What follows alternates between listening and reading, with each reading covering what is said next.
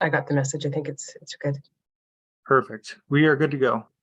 Okay, I'll let you take the first couple of slides and maybe do introductions, and then I can carry on. Now, I can see Graham there. Have we got council?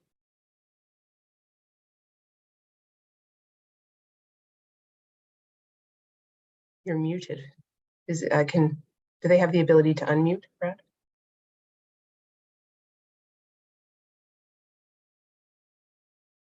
Sorry, Jane, can you just repeat that? Can council unmute themselves?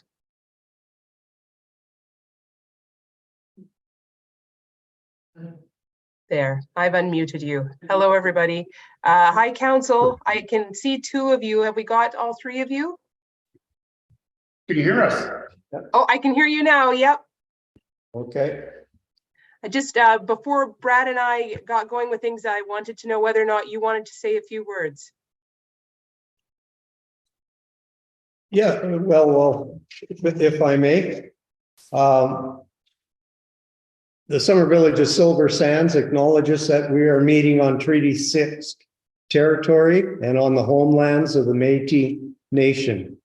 We acknowledge all Indigenous peoples who have walked these lands for centuries.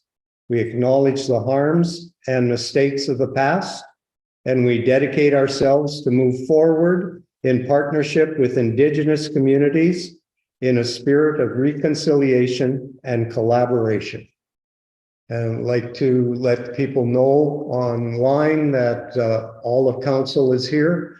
I'm Bernie Poulin, Mayor, and to my left I have Liz Turnbull, Deputy Mayor, and Graham Horn, Councillor. So we have our consultants, and I'll let Jane Dauphine introduce her team and go for our land use bylaw revision update. Thank you. So my name's Jane Dauphine, and Brad McDonald is also here and will be helping us as we go through the meeting this evening.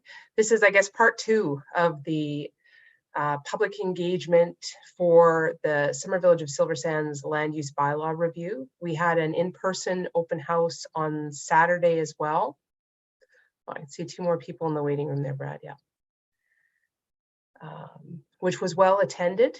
And then we are hosting this meeting tonight too for anybody who was unable to attend that in-person meeting, to provide you with a bit of information about the project and an overview of some of the more significant changes being proposed to the land use bylaw, to guide you through your own review of the draft document, so that you will be able to have a look at the document and provide council with some feedback about things that you think are good changes and things that you think council needs to have a closer look at. So I'll turn it over to Brad just for a moment here to go through the meeting logistics, and then I'll hop back in and take us through the session this evening. We have quite a few slides. Land use bylaw is the biggest bylaw that the municipality has.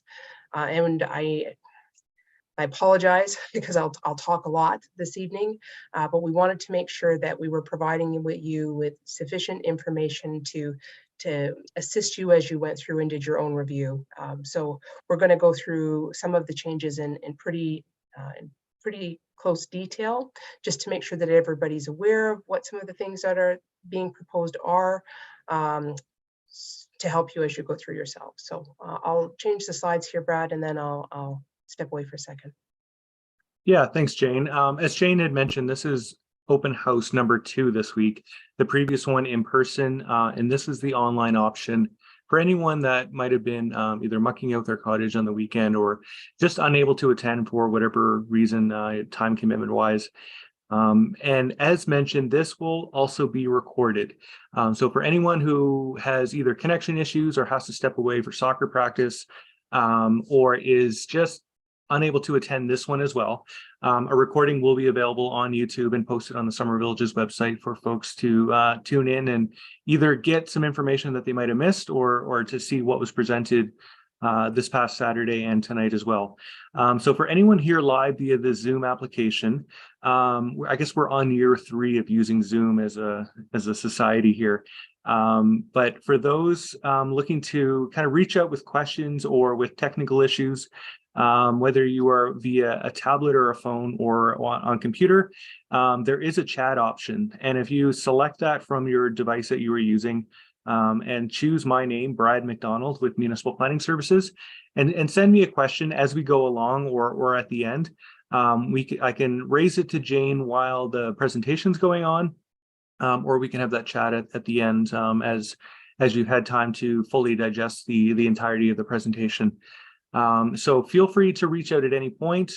And as mentioned, this will be recorded, so feel free to step away if you need.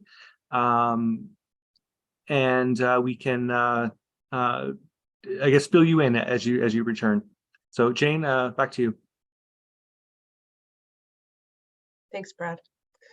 So just in terms of agenda for the meeting this evening, we'll do some brief introductions. Some of you will have not seen Brad or my face before. Some of you will have or heard our names before, but I'll give you a little bit of background information about us and our firm, and the work that we've been assisting the Summer Village on with this project. And then we'll talk a little bit about the open house and what a land use bylaw is. We'll go over the process that's been undertaken up till tonight, and then we'll spend probably the majority of our time going through the highlights from the draft land use bylaw the council had flagged as significant for us to bring up at the meeting tonight, to draw your attention to. So Brad and I are from Municipal Planning Services. We're a small land use and community planning firm based out of Edmonton. Gosh, the firm's been in existence since, I think, 1995. The gentleman that I bought the company from worked for the province, and when the province stepped away from doing municipal planning work, he picked up his list of clients, which were municipalities in Alberta, and just started doing similar work for those clients as a private firm. And I started doing this work in Edmonton in 2006, Brad? I think around then. And we moved to the city, and Brad started working with me shortly after, I think, our second child was born. So Brad is my husband. We're a small family firm, and we've been doing this for quite a while. We've been working with the Summer Village of Silver Sands for a number of years. We are the Summer Village's subdivision authority. So the only decision-making power that we have as it relates to the Summer Village of Silver Sands relates to subdivision and the subdivision process. And our office is the subdivision authority or subdivision authority officer for upwards of 80 municipalities throughout Alberta. That's a specialized function that we've undertaken and become, I think, quite competent at over the last 15, 20 years. We work exclusively for municipalities in Alberta, and we do a little bit of work for not-for-profit organizations and a little bit of work for the province too. We've done some work for Alberta Environment. But we work with municipalities for the majority of the work that we do on projects like this. Land use bylaw reviews and municipal development plans, intermunicipal development plans, and then we also do short range planning. So that would be things like assisting from time to time with development permits when they get a little bit complex. And then we help with the subdivision process. In this role for a project like this, we're acting as an advisor. So we provide information to your municipal council and administration about the legislative process and what the requirements are for engagement with the community, and help to make sure that the project is procedurally correct in relation to the legislation. We provide them with some recommendations and different ideas about what they might want to consider, and then ultimately that's it.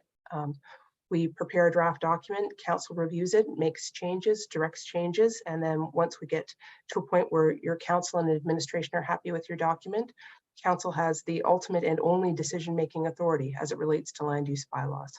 So in order for your new land use bylaw to come into effect, council will have to approve it by bylaw. You probably, some of you been through that process before. In order to approve a bylaw like this requires 3 readings and a public hearing. So this won't be your only opportunity to speak to council about I guess the things you like about the document in the process, or the things that you don't like about the document in the process. After the meeting this evening, we're hoping that you'll take a little bit of time and go through the land use bylaw in greater detail. And then over the next 3 weeks, provide us with any comments that you may have that we can compile into a report for council, so that council can have a look at that feedback and direct us to make any changes that they deem appropriate prior to getting the document ready for them to consider for first reading. Normally for the Summer Village, their process when they're looking at approving a bylaw is to do first reading and then schedule the public hearing and then give consideration to second and third. A council can make changes to the bylaw at any point up until the point that it receives third reading. And even after that point, bylaws can be amended from time to time. So you have lots of time still to provide your feedback, to have a look at this document and share with council your feedback about the document to make sure that it's appropriate for your community. I think I said on Saturday that there are some parts of land use bylaws that need to be consistent between municipalities. Those are the pieces of a land use bylaw that are directed by the province to all municipalities. So most of those things relate specifically to process. So things like, all municipalities have 20 days from the day that they receive an application for a subdivision or development permit or a subdivision application to deem that application complete. We don't have any flexibility in that number. We have 20 days to do it. When a development permit application is deemed complete, the development authority has 40 days to issue a decision. The subdivision authority has 60 days to issue a decision. Those numbers are set. So each municipality across the province has to adhere to those types of requirements that are in the legislation. There are all sorts of other things, though, that relate specifically to land use bylaws that can be unique and should be unique to the community or the municipality that the bylaw is intended to serve. So the parts that are administrative and we don't have flexibility about, I can flag those for you, but those other areas where they can be customized to meet the needs of your community to ensure that your use and enjoyment of your property and your quality of life are maintained, those are really important for council to hear your feedback on, because they can be revised or changed in order to make sure that they address the needs of your community specifically. So the more feedback that we get from you, the better the documents will be, because they'll best reflect the unique needs of your municipality. I guess we'd like to note at the beginning of these sorts of meetings that no matter when we hold them, they're always not a good time for somebody, unfortunately. I recognize that, just thinking about our own lives, even that everybody's pretty busy this time of year between different sports and community and family things and commitments that we have. We recognize that the farming season is well underway. And then this year in particular, there are these other fire events that have made things even more complex for communities and for individuals. So we appreciate sincerely you taking some time today to join us for this meeting. We recognize that we are not the only thing that you could be doing this evening, and we appreciate that you're here. So let's start with why the Summer Village is doing this. The purpose of this project, this land use bylaw review and update, was to make the documents more accessible and easier to use for you and for administration and for council. So one of the things that happens, well, it happens in every municipality from time to time, is that because land use bylaws are living documents, they get amended. The process for amending a land use bylaw is similar to the process that we're going through, except a little bit less extensive in terms of the background work that goes into it. You can't amend a land use bylaw without doing notification to the community and without doing 3 readings and holding a public hearing. That said, since the last time your land use bylaw was approved in 2015, there have been a couple of significant and substantial amendments to the land use bylaw that did make changes. One of the objectives of this project was to consolidate those amendments so that you'd have one document that had all of those changes that had been made within it. There are some bigger municipalities that, as the documents are amended, they'll prepare what's called a live consolidation, so you can see that. Many of the smaller municipalities, we've had the privilege of working with, they often don't do that. So just for the community to use a land use bylaw, 5 years after it's been originally approved, sometimes it gets a little bit complicated because of these amendments, which are often separate documents for you to be able to see what the actual rules of the day are. So one of the objectives is to consolidate those amendments into your new document. The two amendments that you're probably aware of would be the most recent one related to how RVs can be used on a lot. And then the one before that was an amendment that was done, there was two amendments that were done in order to facilitate the RV Bearline condominium subdivision adjacent to the golf course, that golf course RV subdivision. So that made a new district and inserted some new definitions, and there was a mapping change as well associated with that amendment. So the draft land use bylaw incorporates all of those amendments, and it changes the map to reflect the mapping change that was approved when that amendment was approved. One of the other things that we always do when we're working on a land use bylaw is to make sure that we're engaging with the community and council and administration regularly so that we can get feedback from and adjust our recommendations and the content of the bylaw to reflect direction from the community and from council and from administration. We know the best practices pieces, and we know the legislative pieces that are inflexible, but your community better than we do from Edmonton, and you guys are the experts certainly in that regard, and we need to hear from you. Some of the direction that we received from council at the onset of this project was that it was important to incorporate watershed management best practices and design mitigations into the land use bylaw to try to minimize where appropriate impacts from development on the water quality of the lake, your lake community, and development is going to happen within your community. And there are certainly ways that we can adjust how we do development that doesn't negatively impact quality of life at the lake, that just minimizes the amount of sediment or phosphorus entering the lake as a result of development on the shoreline of the lake. The other two things that we were directed to have a look at were any opportunities to reduce red tape and improve the consistency of interpretation of the document. So where there were inconsistencies or repetition or conflicting definitions or terms that are used and not defined, those sorts of things. We were looking through the document to try to identify those things and correct them. And your existing land use bylaw was a difficult land use bylaw to consistently interpret, and it is because there was some additional stuff in there that didn't need to be there. And there were some areas within the document where there were conflicts or there were references to figures that didn't exist, and some inconsistencies between what the regulations were in the text and what was identified, say, on the map.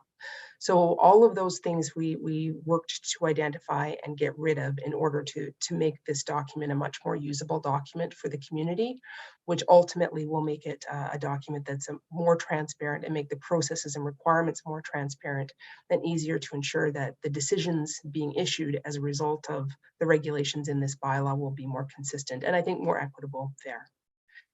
So that was one of the major focuses for us because it was a difficult document for me to interpret and use. So I figured it probably was for you too. In terms of the open houses being held today and the one on Saturday, our objective was to provide background information about the bylaw and the process, and to provide you with some information about how you can provide input to council directly to make sure that the document is right for you. So what's a land use bylaw? Land use bylaw is a mandatory bylaw that all municipalities in the province have to have. So it doesn't matter if you are a municipality with a permanent population of 17, that's what our friends at Point Allison, Summer Village of Point Allison are, or were the last time I checked, or if you are the city of Edmonton, all municipalities, regardless of size, have to have a land use bylaw. So that's one of the reasons you're doing this, is that you have to have one. It might as well be one that's easy to use and as easy as possible to read. The land use bylaw is intended to establish processes for development permits and subdivision applications. It has to provide information about notification for decisions, how enforcement is to occur, and then information about the appeal process. So what you can do in the event that you don't like a decision that's issued. All land use bylaws establish regulations for specific and general types of development that occurs within a municipality. Specific development would be development or regulations associated with a use class. So, for example, a single detached dwelling is a type of use class. Or what's another good one? I guess an accessory building or boathouse would be a use class. The general types of development would be things like lot grading or drainage, things that might happen or do happen on every lot. They're not specifically related to one of the lists of land uses that are identified as permitted or discretionary in the different districts within your municipality, but they are types of development activities that occur on a lot, and can, if they're not done correctly or with care, have a negative impact on the neighbors and or municipal infrastructure, which is why municipalities care about this at all. Is some of the things that we do are intended to ensure that what types of development occur on a piece of property, the types of development that occur on a piece of property are happening in a way that minimizes negative impacts on neighbors, that minimizes unanticipated costs related to municipal infrastructure that affects your taxes, and then also is occurring in a manner that I guess reduces risk for you as the landowner and for the municipality ultimately, who are supposed to be the experts in regards to where development is suitable to be located and where it perhaps shouldn't be located or has to be located with specific engineering mitigations to reduce risk and protect the people who are doing the development. So those are the sorts of things that we're intended to look at and required to look at in a land use bylaw. All land use bylaws divide municipalities into different land use districts. The city of Edmonton refers to them as zones. In the legislation, the word zoning isn't used at all, but that's the term that they use in the US, and it seems to have crept into our common usage too. So I will use the word zone and district interchangeably, but I'll probably use district more. But I wanted to flag that for you just so that you're aware that they are the same thing. Within each of the districts that are identified in a land use bylaw on the map, we identify what types of developments or uses are permitted, which means allowed by right, and which are discretionary, which means they can be approved or they can be refused with good reasons. You know, anytime a development permit application is refused, there have to be reasons that explain why the development is not approved. And in some instances, a municipality must approve a development, and in other instances, a municipality doesn't have the authority to approve a development. A municipality cannot approve a development permit application for a use that isn't listed as permitted or discretionary in the district. So there's some times where it may seem like a reasonable thing to be able to do, but if the use isn't identified as permitted or discretionary in the district, then the development officer doesn't have the authority to approve it. I mentioned that your current land use bylaw was approved in 2015. It is currently in effect. And until a new bylaw is adopted by council through that reading process, this is the bylaw that will be in effect. The 2015 bylaw was amended by bylaws 281/2018 and 319/2021. So if you are looking at the bylaw on the Summer Village's website, you just need to be aware that there are some changes to it that are not reflected in 256/2015. We have to also look at those separate bylaws, 281 and 319, in order to see the full picture. So just flag that for you, just in case you're one of those people that wants to see the original and then compare it to the revised, as I am, that you also need to look at those other two documents.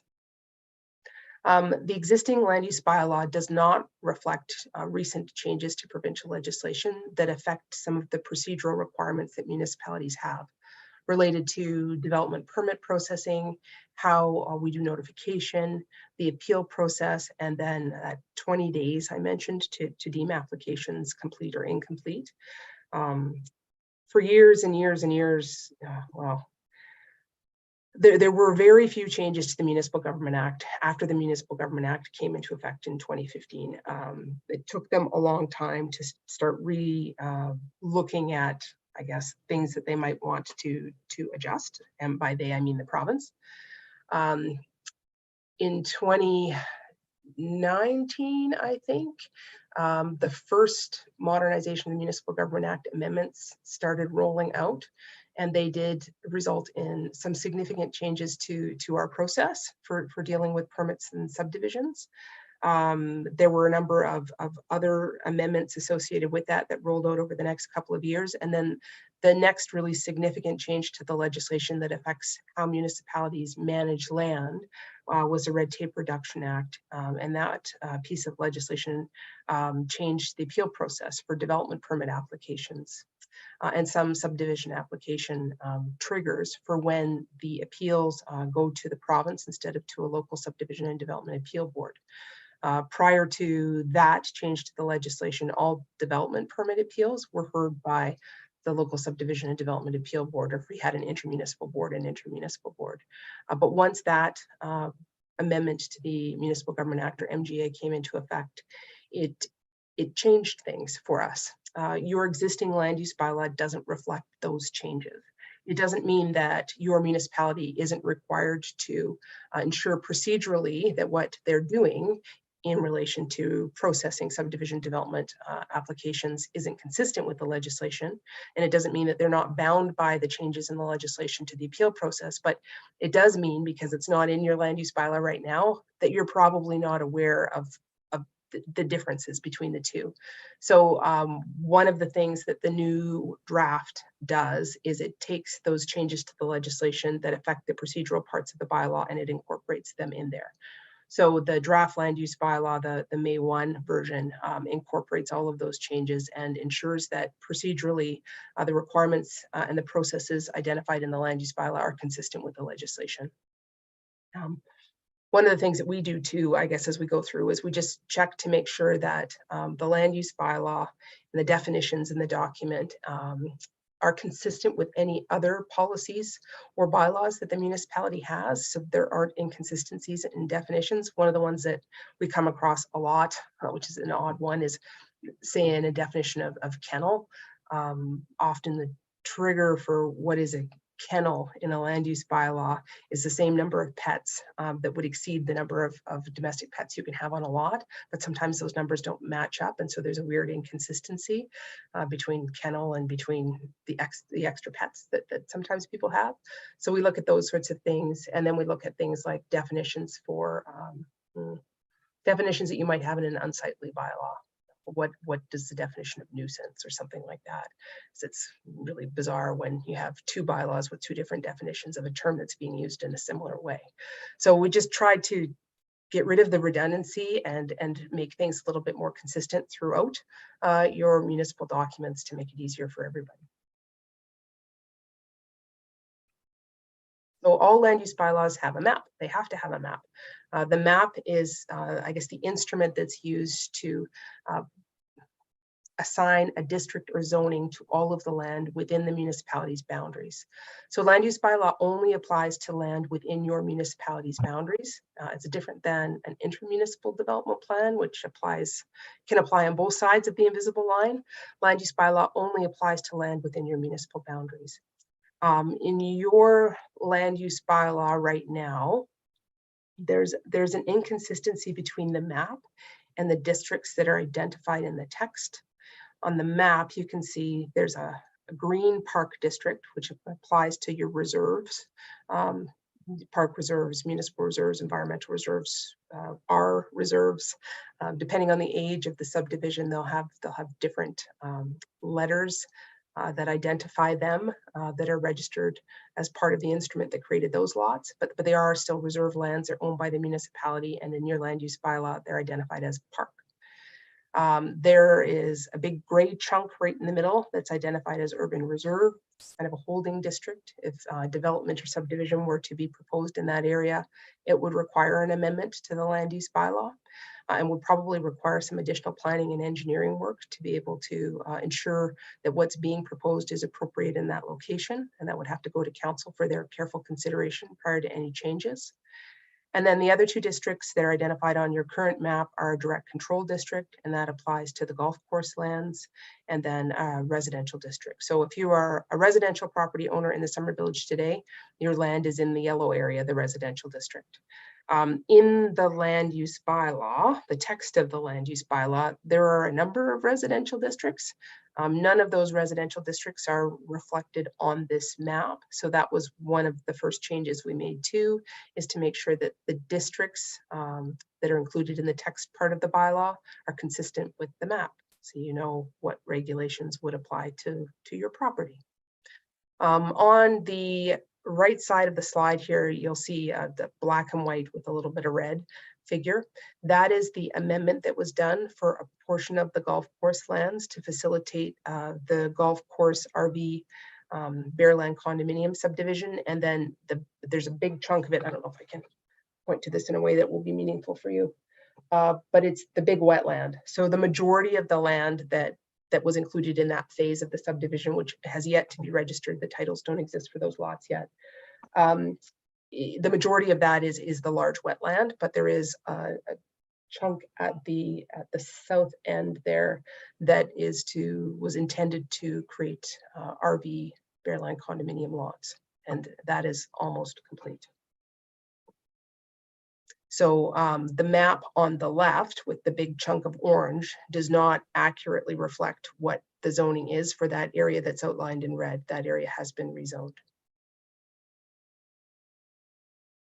In terms of process for the project, we met with council to find out what areas were important for council and administration to have us look at in depth as we went through the review. We did a report where we identified areas related to the legislation that we knew were important to review, just to get rid of the inconsistencies and make sure that the process was correctly identify it in the bylaw. And then with council and administration's direction, we made some additional changes to the bylaw that I'll talk to you about as we go through that part. Information about the project was posted on the project website and on the Summer Villages website. And the first round of engagement for this project included a community survey.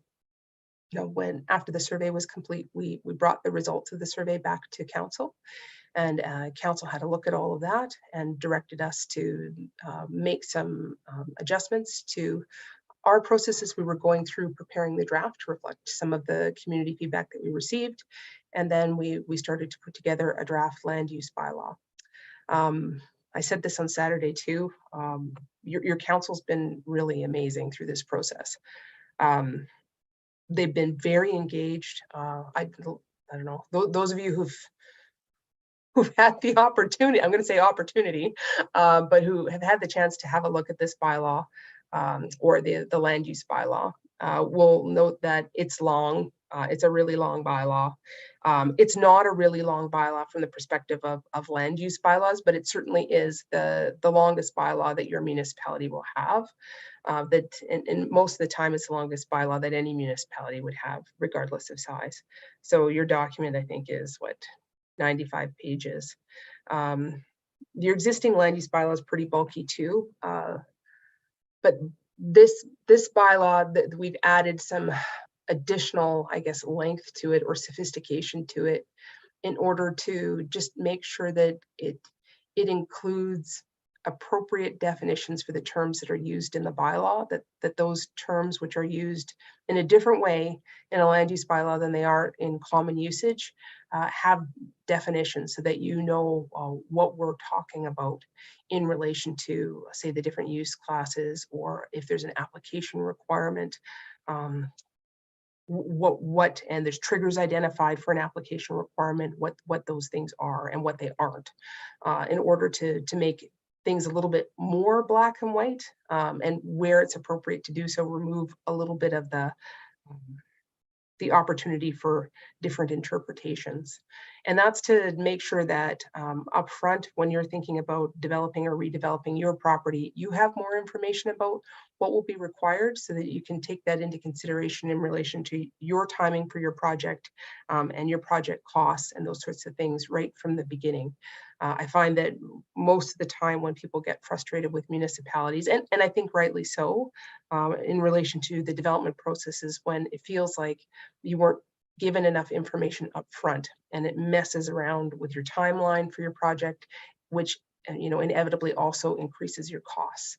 So we tried to make some adjustments to the document and provide more information in relation to those things to make it a little bit easier to plan your project, and so that you have more transparency in terms of what the municipality's requirements or expectations will be with any type of an application. And hopefully that will make it a lot easier for you as you go through your own process to develop or redevelop your property. So we worked on those things. We met with council a whole bunch, really long meetings. They were wonderful. And your council gave us a lot of really excellent input, which changed the document in a bunch of different ways. And they did it again and again and again until they got the document to a point where they felt like they were comfortable enough with it for us to release it to you, for you to have a look at. That doesn't mean that they're happy with everything in it. The areas that I'll go over for you in particular tonight are areas that they need your input on, but they were comfortable enough with it that they were ready to release it to the community for your input. So anything that we've done terribly wrong, they let us know so that we could make adjustments to make it more appropriate for you. So once we'd made those changes, they gave us the thumbs up. I think this is what my son does when he's like, kind of like it. Then we sent it to administration to put on the website and scheduled this meeting. So it's out there now for the community to have a look at. Have at it. I apologize that it's a long document, but it is really important that you have a read through, because it does directly affect you and your property. So I'll probably say this a couple times as we go through, but it is really important to have a look at this document because it does impact your property. Once we get your feedback, so in about a month from now, we'll bring that back to council. Council will direct us to make additional changes, and then we'll start getting the document ready for council to give consideration of first reading. After first reading, there will be a notice that goes out to the community about the timing for the public hearing. So everybody should receive notice for the public hearing, because that will be your next opportunity to let council know whether or not the changes that they've directed us to make to the document address any concerns that you may have had, or if you still have concerns that you'd like them to take into consideration. Okay. So just in terms of general changes to the document structure, one of the things that we did was we moved the table of contents to the beginning. It's a lot easier to find things in the document if you can find the table of contents. And then we alphabetized the different sections. And this may seem kind of nitpicky to you, but it drives me crazy when they're not alphabetized. So we just tried to make little changes to the structure to make it easier for people to find what they're looking for in what is already a large document. We reviewed it for repetition and inconsistencies, and we revised it to make it simpler. And those of you who had the chance to have a look at it, you'll probably sort of be chuckling away to yourself thinking this is not a simple document. And it is. It is compared to other land use bylaws, but you're right, it is written in a type of legalese deliberately in order to ensure that we are not accidentally creating loopholes with these regulations that could result in development occurring on a lot that could really significantly, harm or negatively impact a neighbor. I said this on Saturday too, that the whole purpose of this really, this exercise and these types of documents is to protect you from your neighbor and your neighbor doing something on their property that you really didn't expect when you purchased your property or inherited your property, and that would significantly impact how you enjoy your life at the lake. The flip side of that is that when we regulate land use and development to protect you from your neighbor, we're also protecting your neighbor from you. So it does limit the types of things you can do on your property, but it does so within that sort of parameter or through that lens, right? The intention is not to get all up in your business about things that the municipality doesn't really care about. It's to only look at and try to regulate and control the types of development activities that could result in negative impacts on an adjacent property, on infrastructure, and then on the lake. And most of the time what those things relate to, I guess, would be intensity of use on a lot, or how a lot is developed in such a way that the lot grading and drainage patterns change. So if the type of development on a lot becomes much more intense than we expect within the district and within the type of community that we have, that will change how you were impacted by your neighbor. If we don't start thinking about requiring as part of applications information about lot grading and drainage, we are for sure, because it's happening everywhere, going to find at time of redevelopment in particular on lots that have been around for a long time, like many of your lots, where there was no stormwater management plan required as part of the subdivision process or geotechnical report or any of those things, that new development, because it tends to be bigger and higher and cover more of the lot, could and often does result in water shedding off of the lot onto an adjacent property, often into somebody's basement or something to that effect that does impact not only the way that they enjoy their property, but can also impact negatively the value of their property. So those are the sorts of things where municipalities, have to get involved in development, and where land use bylaws are intended to enable them to try to get on top of those types of development activities that could create a problem before they actually pop up on the lot. So that reduces the problems within the municipality. In terms of the structure, the other parts of the structure of the document, we put the administrative pieces up front. So the procedural stuff is from section 1 to section 8. And then the regulations that relate to how you can develop and what you can develop on your property are really in 9 and 10. So if you are pressed for time, focus on sections 9 and 10. That's the most significant stuff. The stuff in sections 1 through 8, we don't have a whole lot of flexibility about, with the exception of the variance provisions, and I will flag those for you when we get there.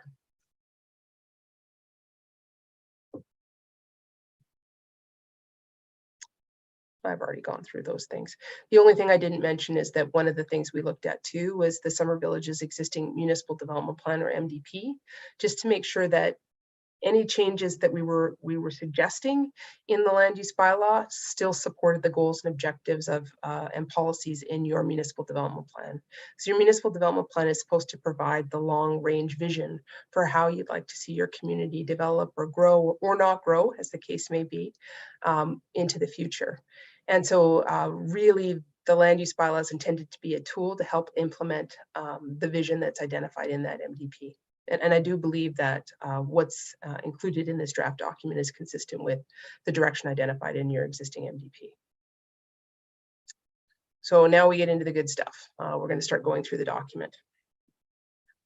Right up front, one of the things that we added is just a user's guide to the document. And it's sort of like the Coles Notes version of the document, or of a land use bylaw, that is a reminder to everybody that the land use bylaw, you can't just read one piece of it.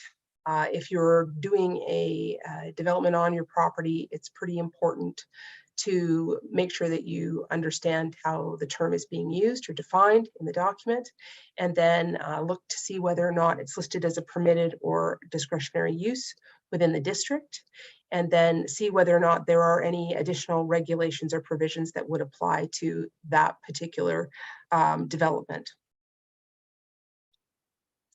Then we get into the administrative part of the land use bylaw. So that's the bit that just talks about the title of the bylaw, the effective date. One of the things that needs to happen as part of this process is when a new bylaw is approved, the old bylaw needs to be repealed. So that's included in here too. There's a purpose statement for the land use bylaw. All land use bylaws should have them. And then just information about the application of the bylaw. It's intended to apply to all of the land within the municipality's boundaries. That includes the public land, the private land, and the roads. We added a severability clause to the bylaw. I think all bylaws should have them. It just means that if any part of the bylaw is found to be, it doesn't hold up, that it doesn't mean that the whole bylaw is no longer valid. So those are the application and the severability clauses are the two bits that were new, and the user guide. The interpretation section is the definition section. We reviewed all of the uses that were identified as permitted or discretionary in the districts, and then made sure that those uses were defined clearly. That was one of the challenges, I think, with the existing bylaw. And then we reviewed the land use bylaw for terms that were used in the bylaw and not defined, and then terms that were defined in the bylaw but not used in the bylaw. From time to time, there will be a term that is specifically and purposefully defined and then excluded. Let me think of an example. Oh, it's a good one. Can you think of a good one, Brad? Sometimes there's something. Oh, just a term that was not defined previously? No, that we define on purpose but don't include as, say, a permitted or discretionary use. Oh, good question. I'll take a quick peek while you're chatting. I don't think we had to do that in this bylaw, but sometimes there'll be something that a municipality really doesn't want to see happen within their boundaries. And so they'll define that term to make it really clear that they've carefully considered it, it's been contemplated, and it's been purposefully excluded. I don't remember us having those conversations with council for this bylaw. A kennel, like a commercially operated kennel. Oh, okay. Yeah, that's fair. That's fair. So there's a definition for kennel, and then kennel isn't listed as a permitted or discretionary use in the residential districts, because you don't want a kennel in a residential district. And you can think of many reasons why that's generally not the best place to have a kennel. And I don't mean a little box that your dog goes in. I mean a commercial kennel. We then went through the definitions that we added and the definitions that were there to make sure that there wasn't repetition, and to make sure that the definitions were consistent. And then we added some diagrams to try and clarify what we meant by some of the terms. And I don't know if any of you in our audience are lawyers. I definitely a couple times a year have a conversation with a lawyer about whether or not it's clear or less clear to include figures with definitions. But from the perspective of the folks who have to use the document to say, this is what adjacent means, it's a lot easier when you can point to a picture and show. And so sometimes, even though we know it does increase, I guess, the risk of there being misinterpretation for some of the terms, because it's two ways to interpret it, the diagrams are determined to be, or ruled to be, a useful enough aid in interpretation that we include them anyway. So there are more diagrams in this bylaw than there were before, because I do think that they, for their illustrative purpose, it makes it a little bit easier to understand how we use some of these terms. So have a look at that as you're going through and doing your own review, and let us know what you think. If the definitions and the diagrams that are intended to support those definitions make things less clear, then that would be helpful feedback for us, because maybe in those instances the figures are not serving their intended purpose, and either they're unnecessary or they need to be revised. Just a couple examples of some of the terms that we have included definitions for in this land use bylaw that there weren't before. Many of them relate to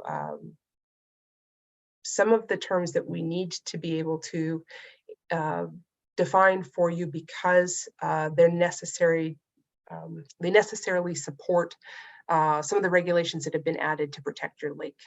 So some of the best practices related to watershed management, and some of the design mitigations that have been proposed in the document to try to minimize the amount of sediment or phosphorus entering the lake from lakefront lots, and within your entire municipality, right? Because you're all very, very close to the lake, even if you don't directly front onto the lake.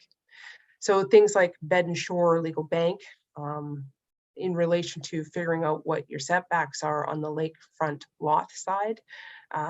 There's often a lot of confusion about where to take the measurement from. So we're trying to provide a bit more information about those things.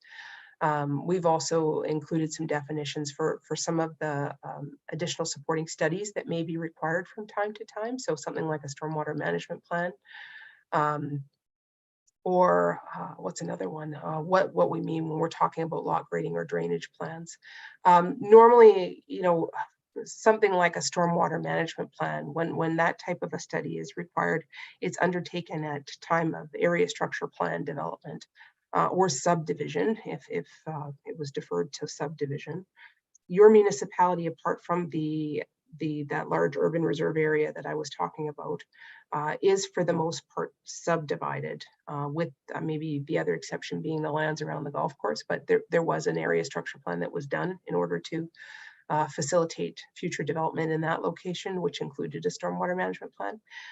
It would be entirely unreasonable for the municipality to ask a single lot owner to do a stormwater management plan in support of redevelopment on their lot.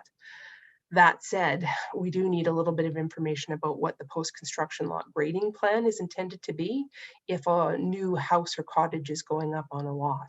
So we wanted to define stormwater management plan and lot grading and drainage plan to separate them so that the municipality was only asking for what would be appropriate based on the scale of the development that was being proposed in order to manage or mitigate offsite impacts from redevelopment or development on a lot. So we have a lot grading and drainage plan now that could be asked for to accompany a new development permit application for a house or cottage, just to make sure that the post-construction lot elevations are going to be such that the lot drains the way that it's supposed to and not into a neighbor's property. And then we have definitions for things like patio or deck in order to distinguish between those things. For example, a patio is, Brad, I always forget this measurement. Is it 2 feet, under 2 feet? 24 inches, 2 feet. 20, okay, cool. And it's the same measurement as building code requirements for when you need a railing on your deck. The patios we don't require development permits for, and patios can often be developed closer to a lot line than a deck.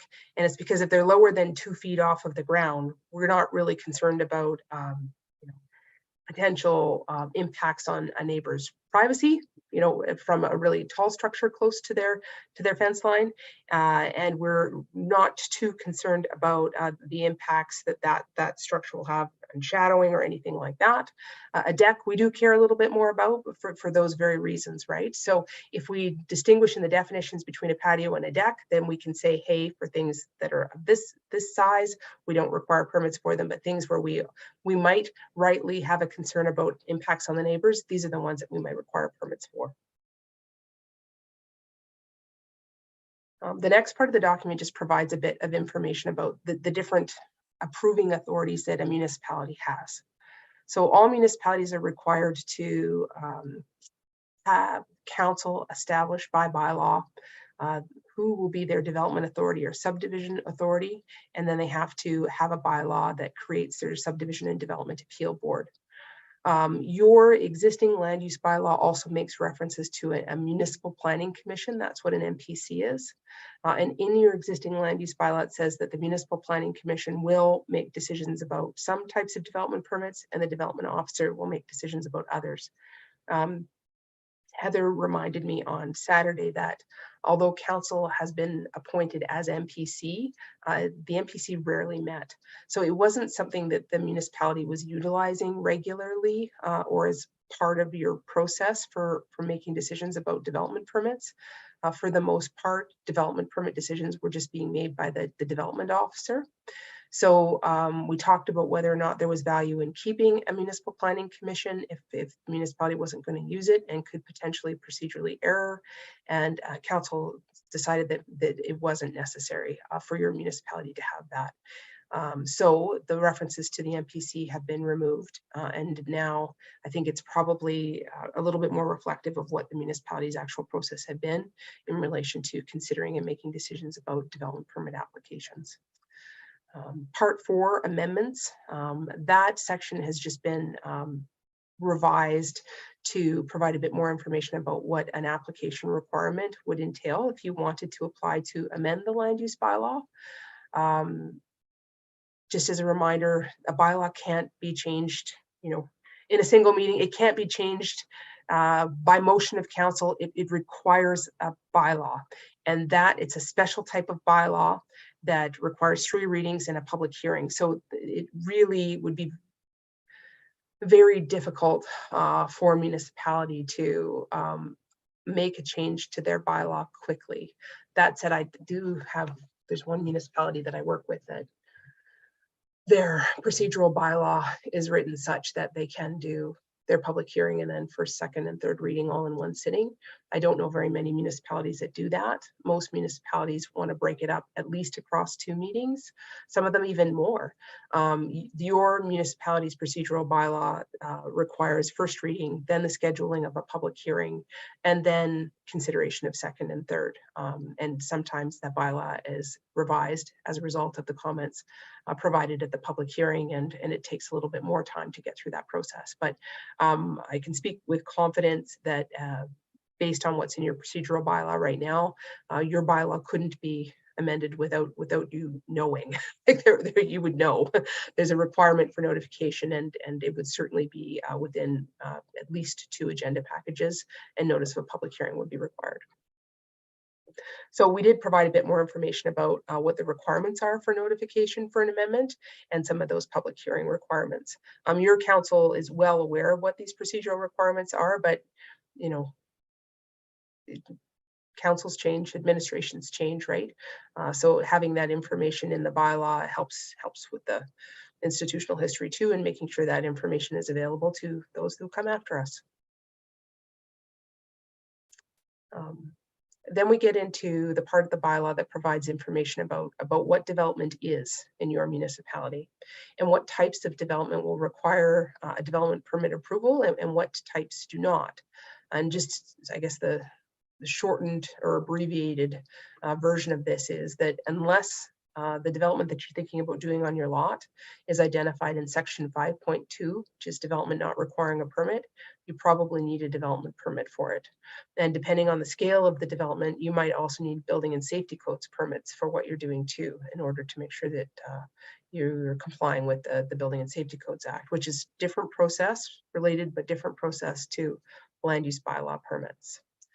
I would like to, I guess, recommend that you have a look at 5.2 and just make sure that you're comfortable with the list of developments that we've identified as not requiring a permit.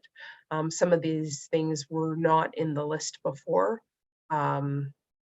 We've tried to provide greater clarification about the types of activities that occur on a lot that the municipality has no interest in knowing whether you're doing or not.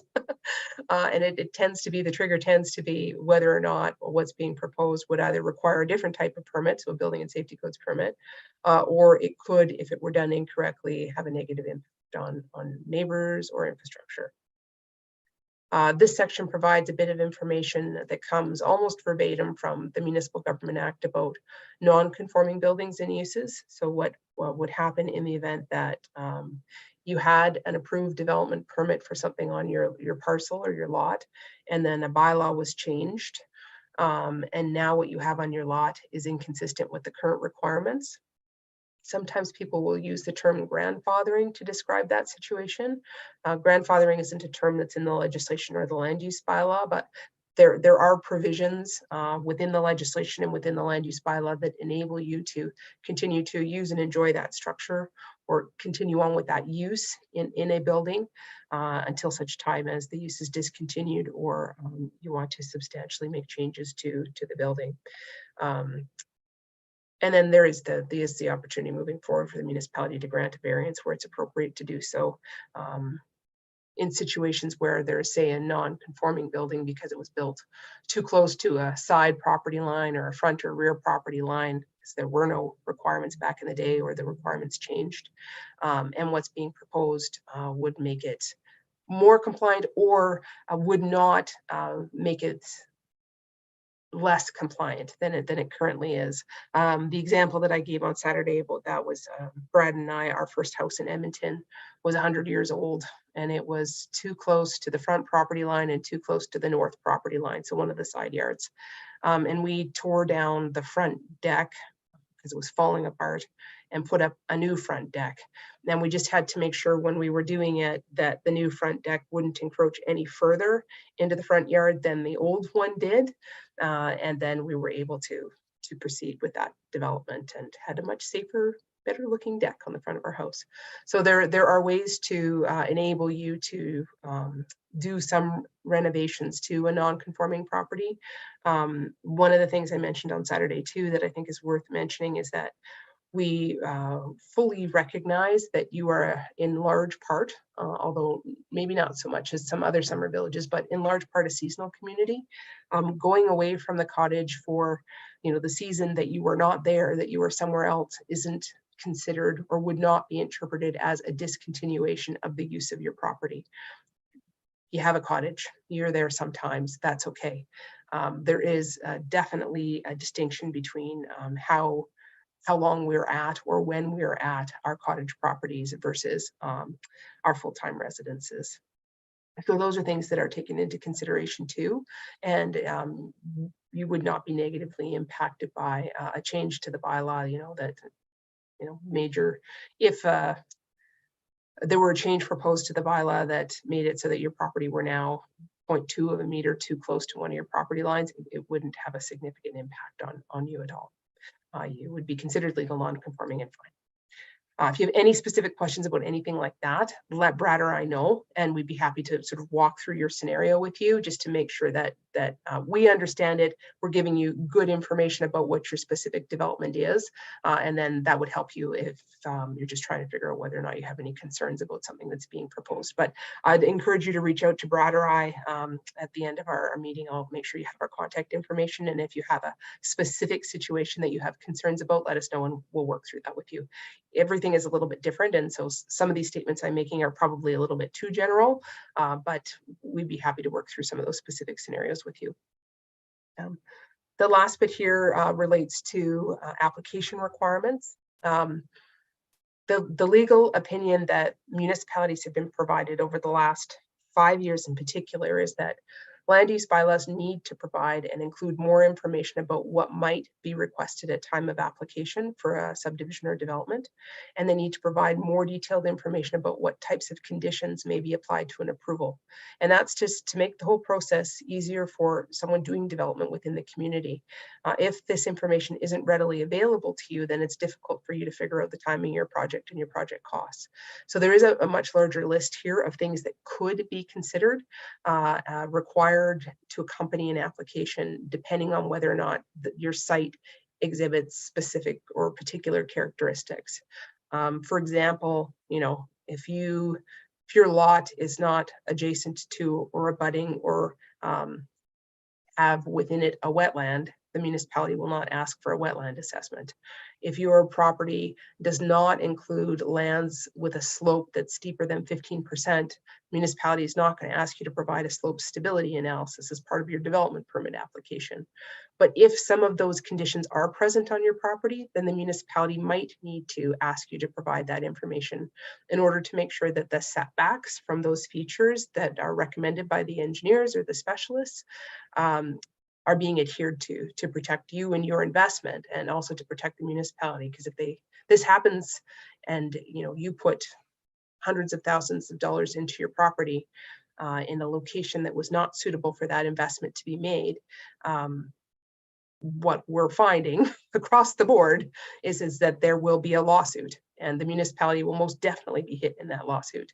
So the municipality needs to be able to demonstrate that they did their due diligence and they carefully considered an appropriate amount of information about the site to be able to determine before they were issuing the approval that the site was suitable for the use which is intended.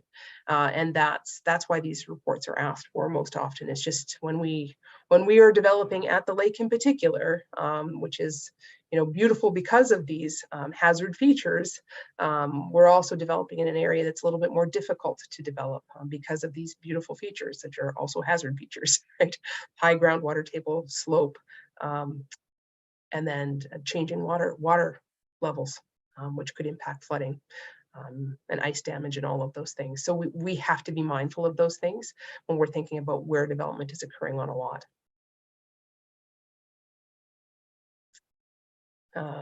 One of the new sections that's been added is a permission for demolition section. Municipality doesn't care if you tear down a shed on your property, but if you tear down a house that's full of asbestos and you have great big trucks coming to remove the materials, the municipality may want to have a conversation with you about the weight of that truck and when it's going to be on the municipality's road. And they may want to have a conversation with you about where that waste is going to go. So there is development permit requirements for some demolition. I mentioned before that notice of complete or incomplete applications, we have 20 days to provide notice. The notice has to be in writing. We have to provide information about the form of the notice in the land use bylaw. So that's why that section is in there. It's a requirement. We also have to provide information about how you will be notified about the decision that's made about a development permit application. And we need to provide more detailed information about the types of conditions that may be applied. The last one here that I wanted to flag for you, because I do think it is significant, is in relation to variance provisions. Your existing land use bylaw does have variance provisions. The variance provisions that are included in your current land use bylaw relate to, they're pretty close to what the language is in the Municipal Government Act for when a municipality has the ability to vary a regulation in the land use bylaw to allow essentially a development to occur that is inconsistent with the rules. Municipalities are given that authority to do that, and then municipalities have to think about how much flexibility they want.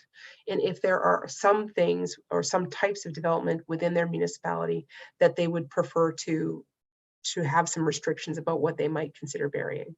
So one of the changes proposed, and I'm putting this out here for you because I need you to think about it, is to not allow variances for building height or for the percentage of a lot that can be covered in buildings. The reason that summer villages in particular care about these sorts of things more than other places is that the higher a building is on a smaller lot, the more opportunities there are for greater shadowing on the adjacent property. So if it's a really big building and the sun hits it, there's more shadowing onto the adjacent lot.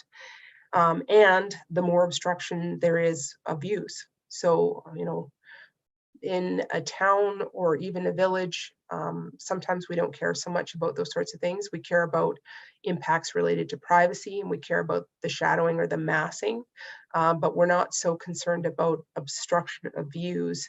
At the lake, people feel a little bit differently about that. So that's one of the things where we've said no, a variance won't be issued for building height. For the lot coverage piece, it's because it's one of the ways that we're trying to minimize the impacts of development on the lake.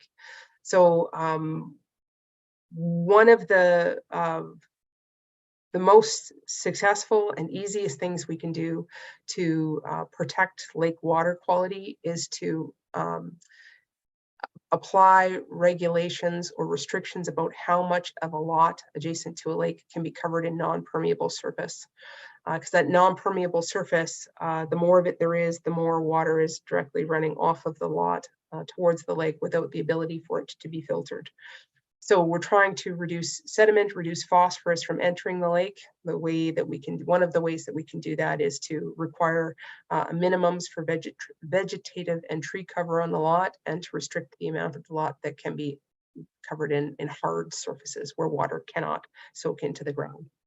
So that's why that one's been added there too. I want you to think about that one as well, and let us know whether or not you feel like this is too restrictive, that it's not worth that sacrifice in order to protect the lake, and let council know, because they'll need that feedback before we get too much further along in the process.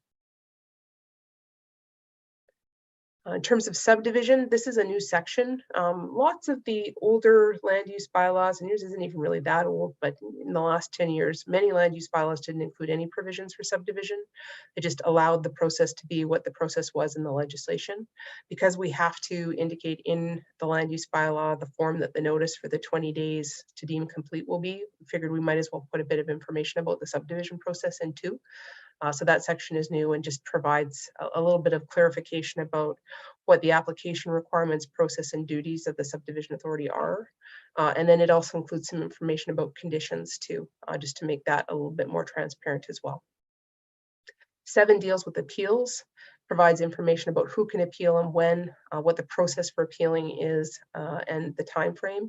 This section has been revamped substantially because of that change that I mentioned to the legislation.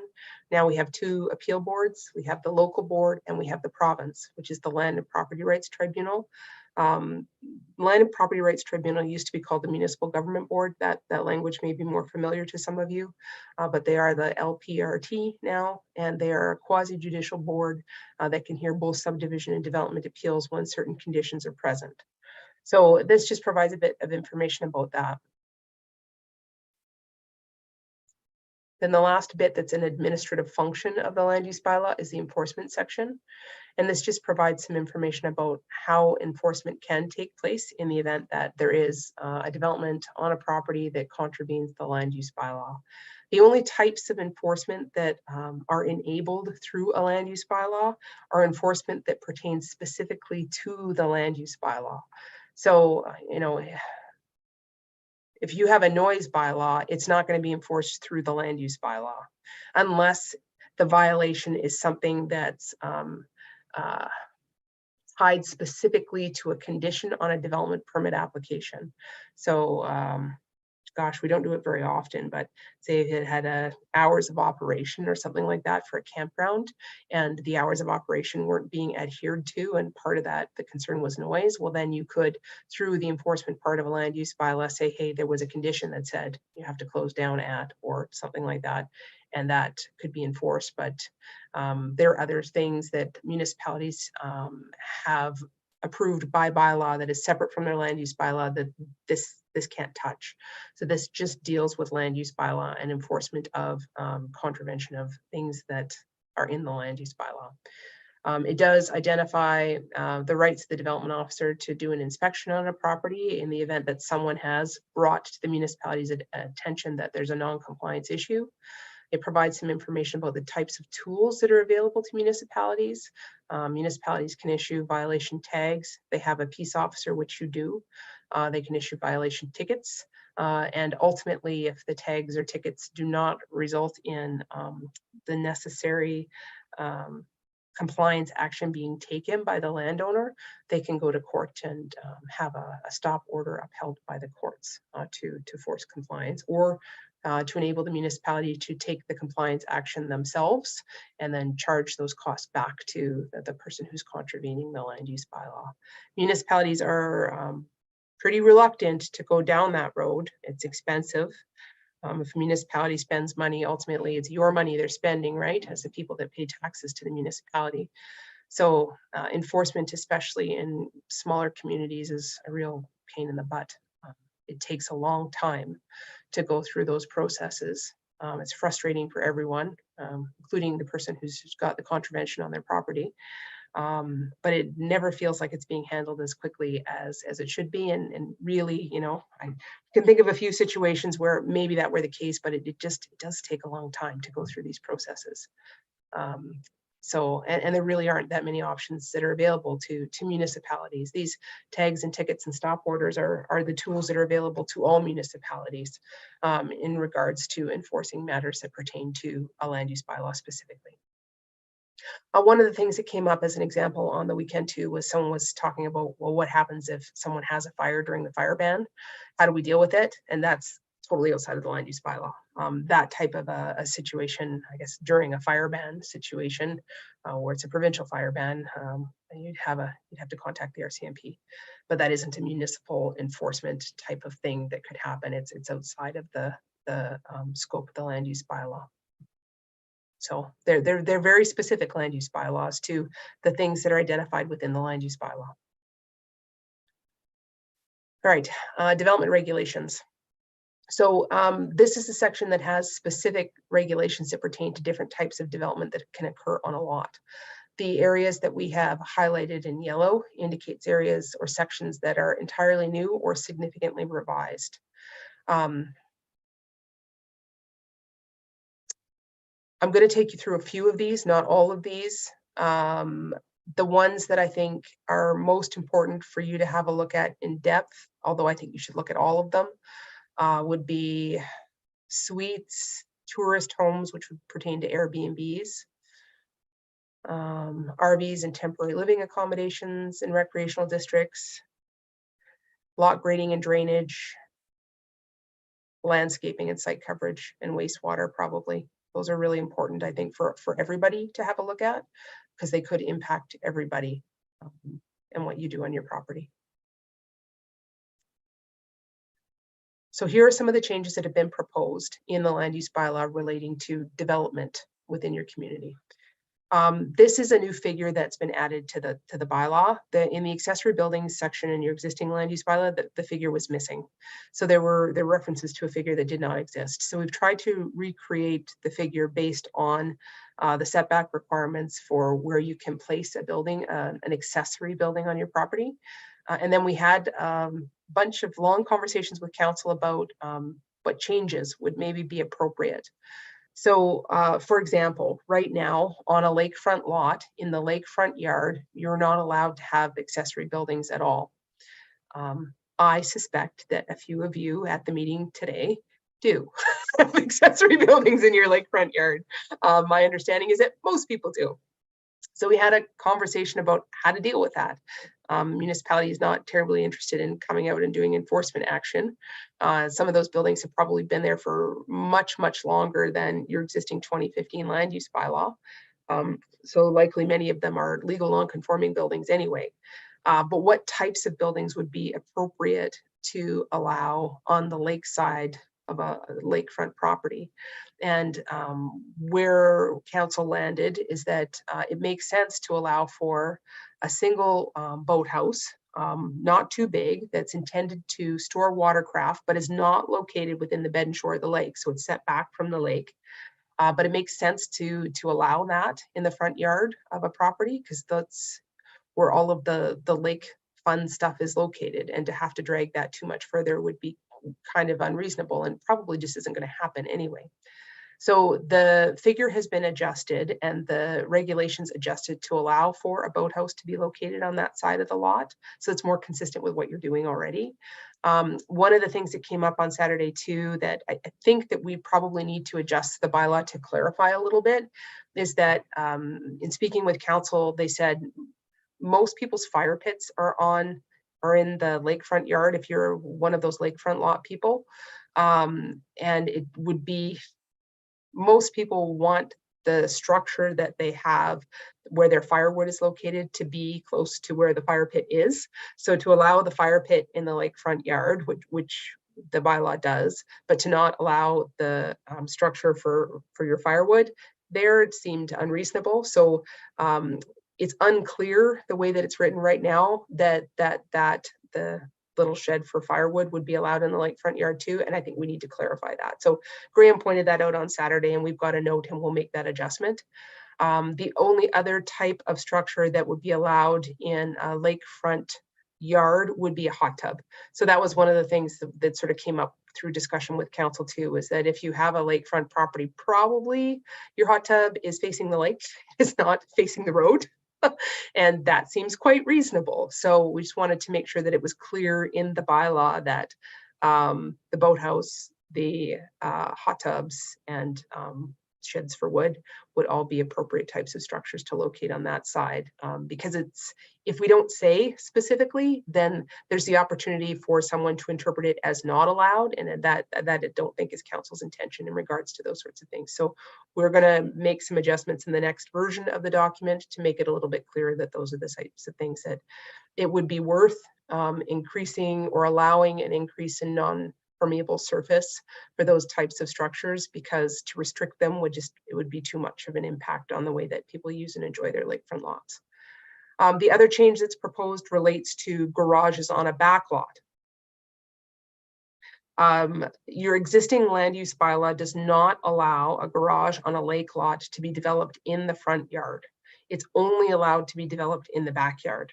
So council was thinking about that, and they said many of the back lots, the way that those lots themselves were developed, you couldn't get a garage into the rear yard, or you couldn't get access to a garage in the rear yard. And so the change proposed is to allow a garage to be constructed in the front yard of a back lot. So that's the circle on the bottom, I guess, identifies that change. I can't get easily my mouse over there. It's right there. I want you to think about that too, and whether or not that's something that you would support or you have concerns with. But those are two changes that have been proposed by council in this version of the document.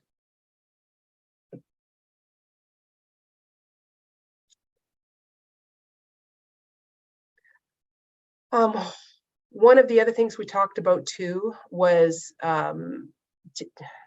acknowledging that there are a number of people now, as lake properties change hands, which is happening a fair bit throughout the province right now, and those properties are being redeveloped.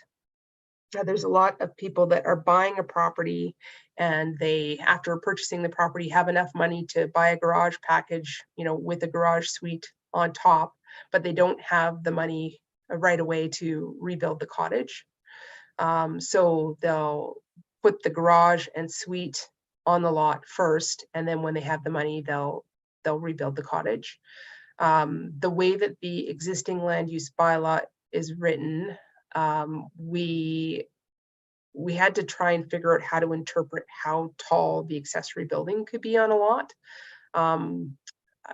This is something I'm not really clear about with your community, but got direction from council. In many older lake communities, at least the older parts of the community, the cottages that were built originally were often 1 story. So if the cottage on the lot is 1 story now, and we had a maximum height for the accessory building to not be allowed to exceed the height of the main building on the property, then you couldn't build a garage with a suite above it, because it would be 2 stories. And if the main structure is only 1 story, it would be too tall. So the change that's been proposed in this version of the bylaw, in order to facilitate like the demand that seems to be out there for this type of redevelopment, is to allow the accessory building to exceed the height of the main building on the property. So that would allow you to, if you had a bungalow on the property, to build a 2-story garage so you have a suite above it on the property. And that's what the figure is intended to show.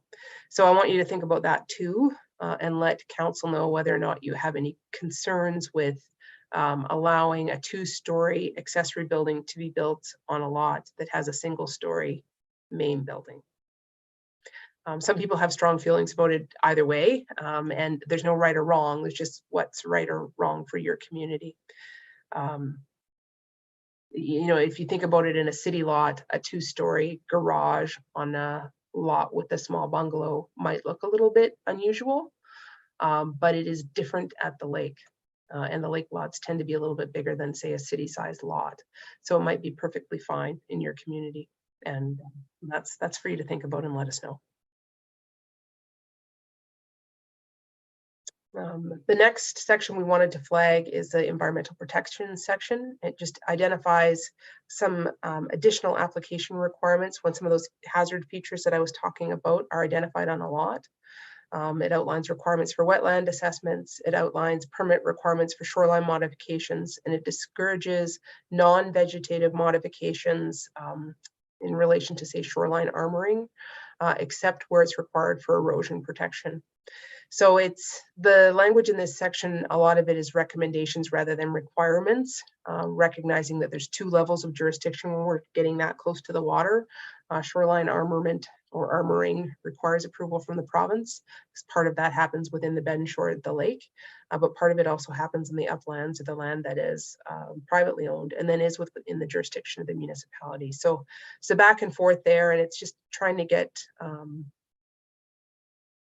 us all to think a little bit about the least impactful ways of dealing with modifications to the shoreline that still enable you to do what you need to do to protect that interface between the water and where your property begins, where that's something that's happening.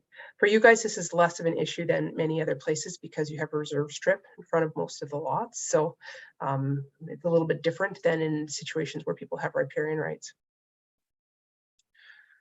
The landscaping and site coverage section has some requirements for keeping some green space on our lots. And the reason that this is included in the Summer Villages draft land use bylaw is to try to minimize the impacts from development on the lake.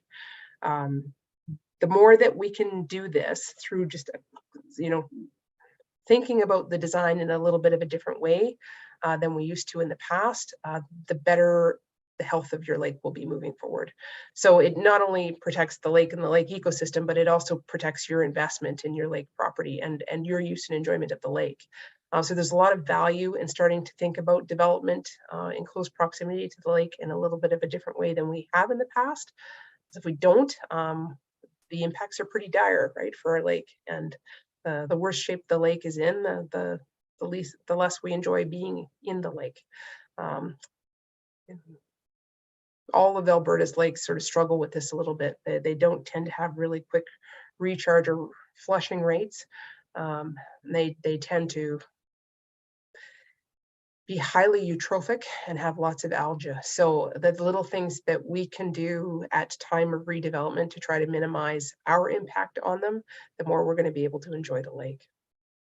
So have a look at this section and the requirements that are identified. If you have any questions about it, and I want to encourage you to give Brad or I a call too, and we can walk you through what was intended and how it might impact you at time of application for a large development on your property.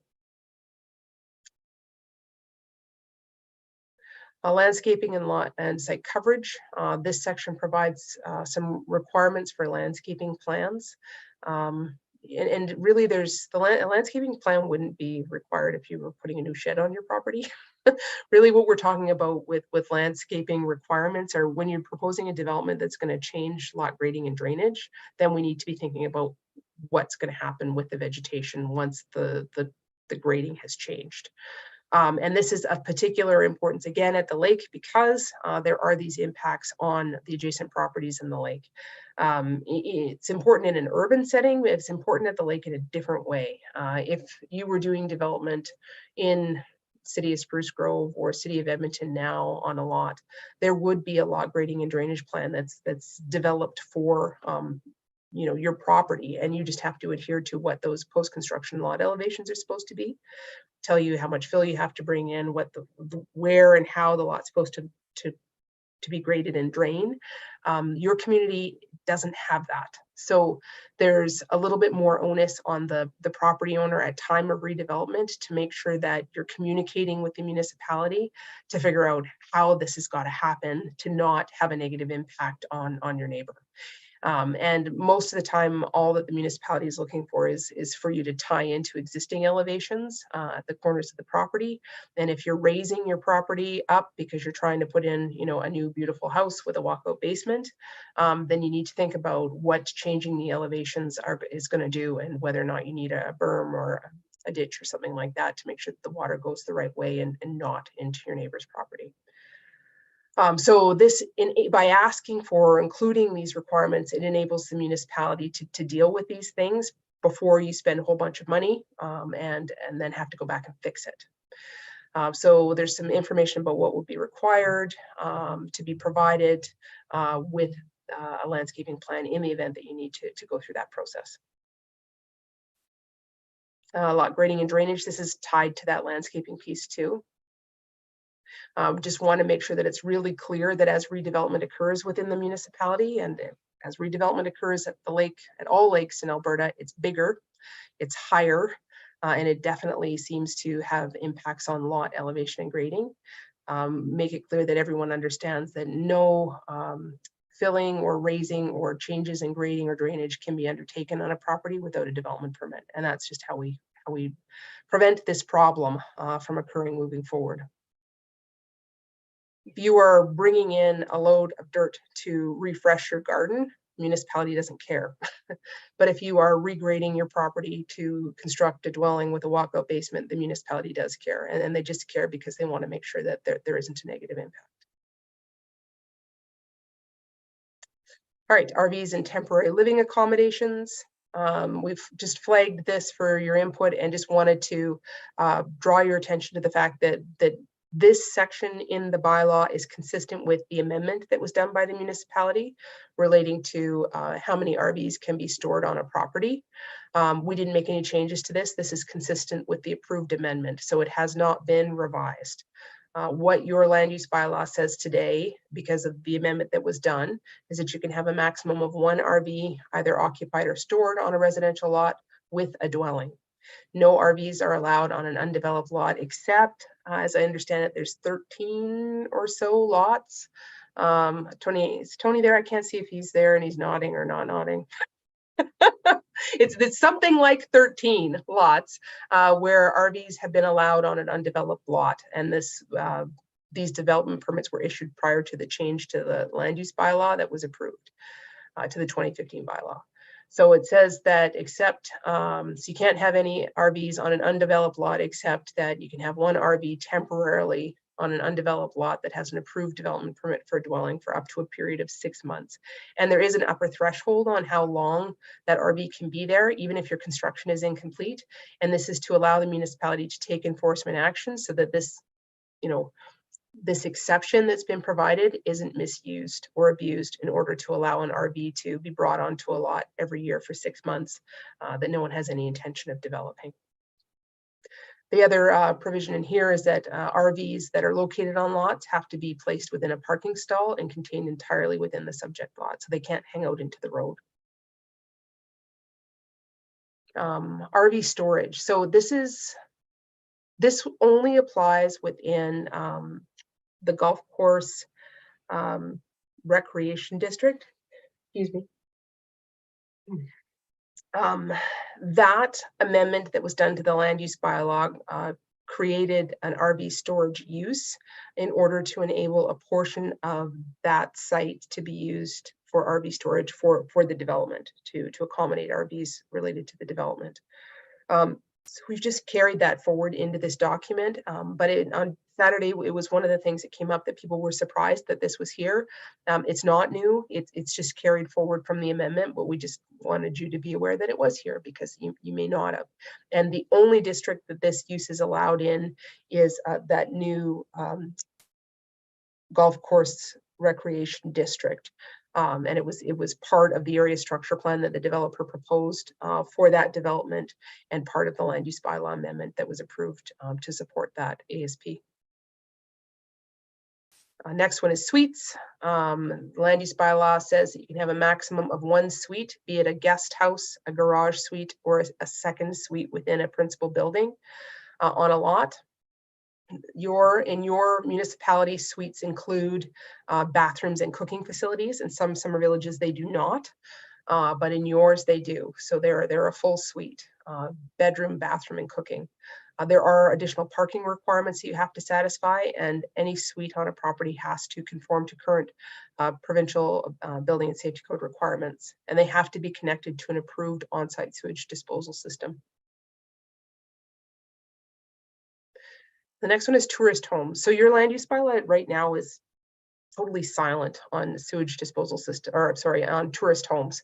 And it doesn't include any regulations that would enable or not allow, say, an Airbnb to operate within your community. And even if you don't know about them, I'm pretty confident that there probably are a few that operate within your community, because they are everywhere. And if you don't know about them, that's good. It means that they're not having negative offsite impacts as a result of how those properties are being used from time to time. A tourist home is defined as a dwelling unit within a dwelling itself, so within a house or a cottage that's operated as a temporary place to stay.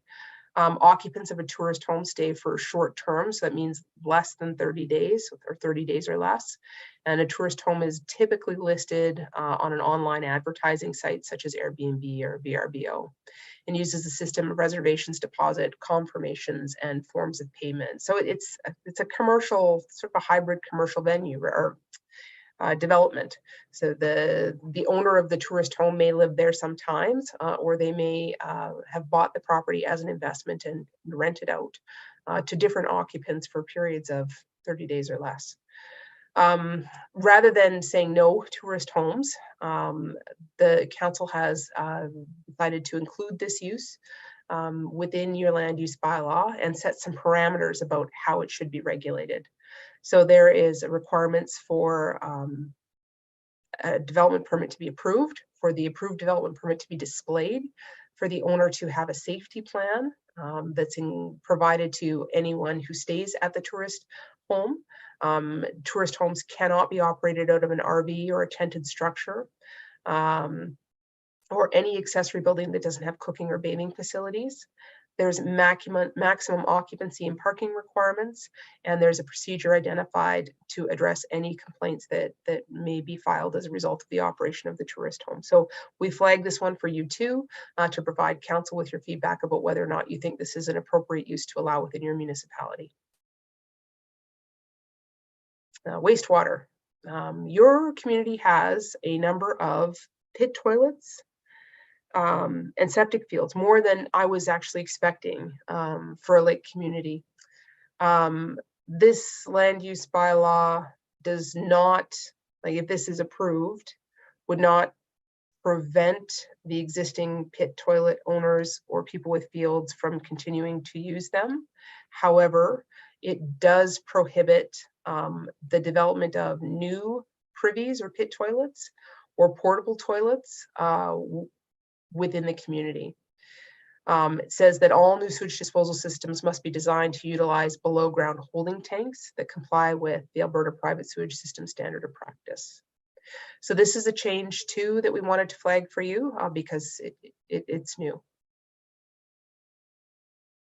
right, we're almost done, you guys. I mentioned that there was more districts identified in the text of the land use bylaw than were identified on the map in your existing land use bylaw. In your current land use bylaw, you have class A through D residential districts. You have a manufactured home subdivision district and a manufactured home court district. You don't have any of these uses in your community. The condominium recreational district, that CREC district, was the one that was added through the amendment to facilitate the golf course subdivision. So that does exist and is in your land use bylaw today. You have a commercial district, an urban services district, park district, natural environment and reserves district, urban reserve district, and direct control district. We went through the bylaw and we tried to remove any districts that you either didn't use, or there was no plan in place that would suggest that they were intended to be used in the future, and we just got rid of them. On Saturday, we were talking a little bit more about this at the meeting, and that manufactured home subdivision district, I don't think you have a manufactured home subdivision either in your municipality. We'll look into that again too, and we might delete that one as well and just try to keep this really simple. So if there isn't a, if you don't need it because it's not something that makes sense for your community, then we don't need to have provisions for it. So right now in the draft, we've identified 2 residential districts, a small lot district and a large lot district. The condominium recreational district, which is the area around the golf course and the big wetland, a commercial general district, parks and recreation, natural environment and reserves, urban reserve and direct control. This is how this looks on the map. All of your residential lots are within the small lot residential district.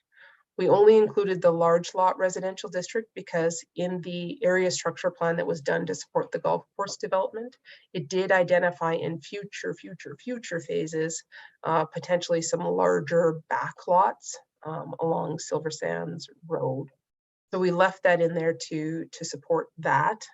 If that ever were proceeded with at some point in the future, the land use bylaw would still have to be amended to rezone that land to that district. So you as a community would be aware of that and would have the opportunity to talk to council about it before any change was made.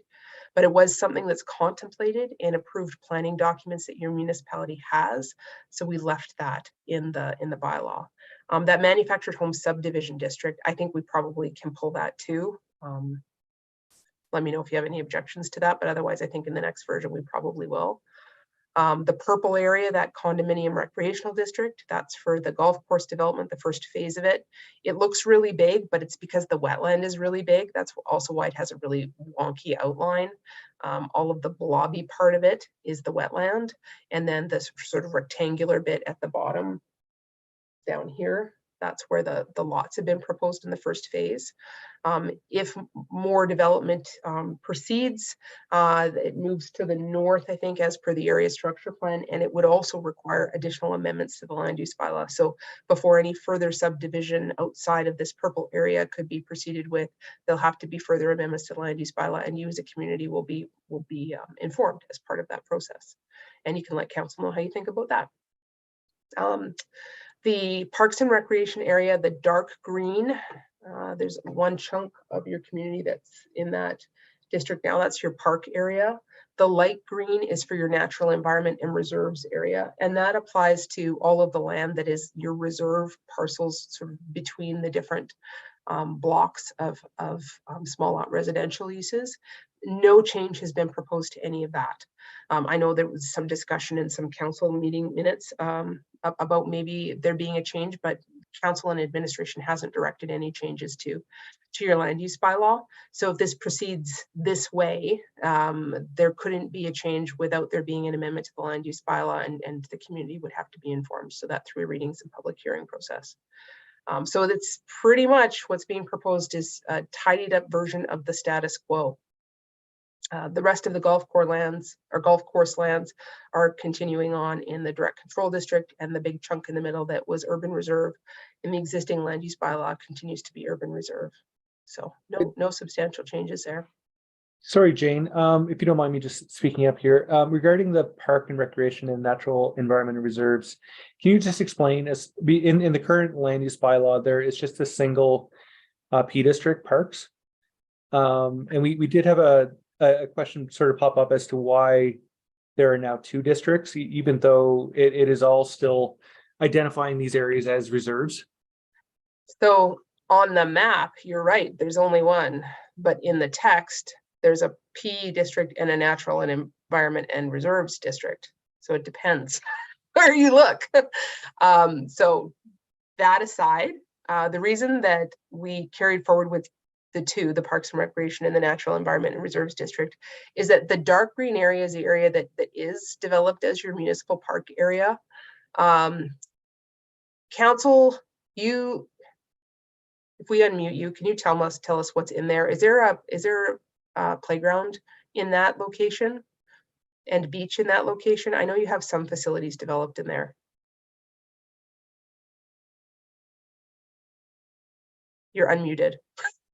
Yeah. Yeah, the Quonset is there.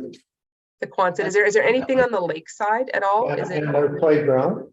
that's where the playground is, right? Boat launch. Playground, boat launch, and Quonset. Yeah, and there's an An open air picnic shelter. Yeah. So that's really the municipality's park space. I'm going to mute you again. Thank you, guys. And so that area is used in a different way than the area between the rest of those light green areas between the lots. I'm going to skip ahead here. Oh, no, I can't. We don't have a slide for that. Then I'm going to talk to you about the difference between the 2 districts. In the draft land use bylaw, sorry, you're going to get the side of my head for a minute here. The difference between the 2 districts is that the Parks and Recreation area, the purpose of that district is generally intended to establish an area for recreation and leisure activities. So it supports parks and playgrounds, trails, publicly owned minor recreation and culture facilities, which was in that area right now.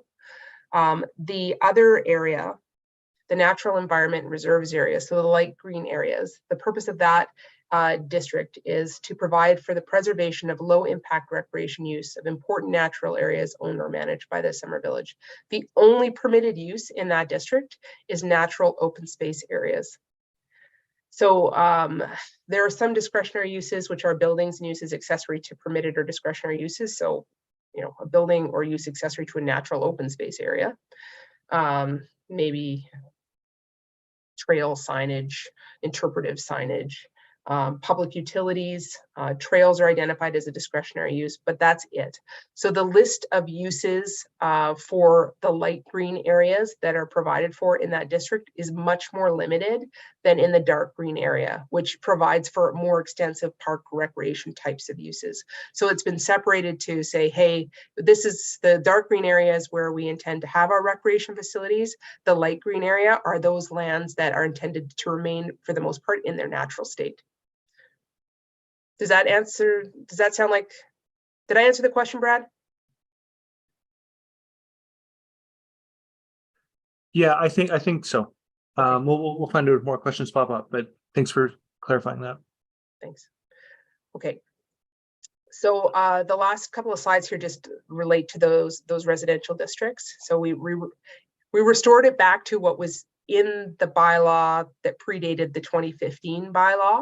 We had to try and figure out what districts should apply to the residential lots that are within the community. And really, we just sort of went back to what I think that the map that's in the existing land use bylaw was intended to do, which is a carryover from the bylaw that it replaced. So all of those residential lots are in the small lot residential district. We updated the list of permitted and discretionary uses to be consistent with the defined terms that we have. We added guest house suites and garage suites as discretionary uses so that it's clear that they're allowed. And then we added micro wind and solar systems. So that's just like solar panels on your roof. It's nothing that would feed back into the grid. Micro wind would be if you had a fish pond or something that had one of those wheels that turns to power the fish pond, the irrigation system, like that stuff. That's all we're talking about with that. We're not talking about wind turbines. No changes were proposed to setbacks for main buildings, to lot size, floor area requirements. I didn't mention it when I was talking about the accessory buildings provisions. Was there a change? I don't think there was even any changes to the setbacks for accessory buildings, except that we're allowing those two changes that we talked about, the boathouses in the lakefront yard and the accessory buildings to be in the roadside of a rear yard. So same changes are proposed for the large lot residential district, not very impactful right now because no lots are zoned that, but to keep it consistent.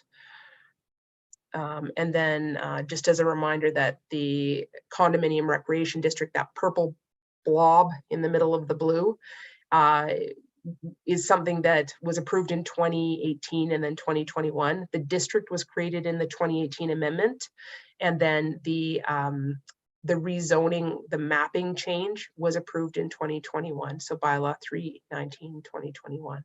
We didn't make any changes to that because the developer didn't direct any changes to that.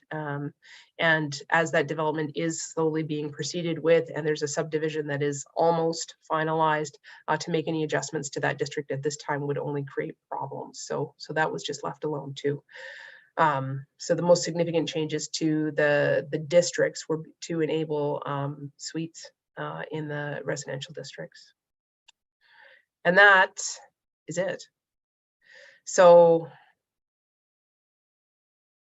maybe before I talk about those next steps, I can leave that up there for right now. But if you guys have any questions at all, we'd be happy to take them. I know I've kept you for a significant amount of your evening this evening, and I appreciate all of you who've suffered through till the bitter end. If I have talked for too long and you don't have the will to ask questions, that's okay too. We have about 3 weeks. So I just wanted to make sure that we've given you some of the highlights of some of those proposed changes to help direct you through your own review. But I'd be happy to take any questions that you have right now too. Yeah, feel free, folks, to send a chat message to me about a question, or if we don't have that many people in the attendance right now. So if anyone would like to ask a question verbally, just raise your hand with the function or send a chat message, and we can unmute you if you prefer that way.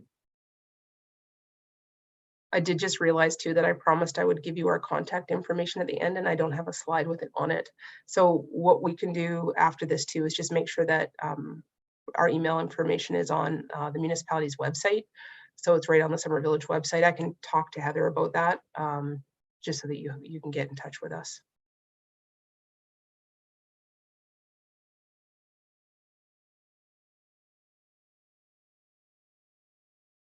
Okay. So we will do that. And then one of the things that you may want to do is if you have specific questions about any of the proposed changes, I know like the existing land use bylaw is on the Summer Villages website. The draft land use bylaw is on the Summer Villages website. It's also on the project website.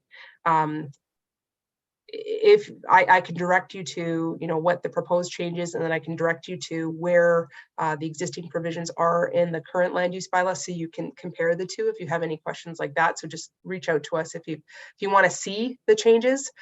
We couldn't do a track changes version for this land use bylaw because it's just too extensively changed. You would not have been able to read it, but I'd be happy to walk you through the two versions so that you can see the differences yourself, because you don't know me, and I don't intend for you to, be required to take my word for it. But I would be happy to show you where those changes are so that you can review for yourself. And then if you have any follow-up questions, let us know. So following the meeting this evening, we will sort of leave the commenting period open for the next 3 weeks or so. And then we'll put together a report for council and for the community. The What We Heard report will go to council, and then we'll make sure it gets posted on the Summer Villages website too, so that you can see the feedback that we received, so you can keep us accountable. And then we will talk to council about what changes they would like to direct us to make.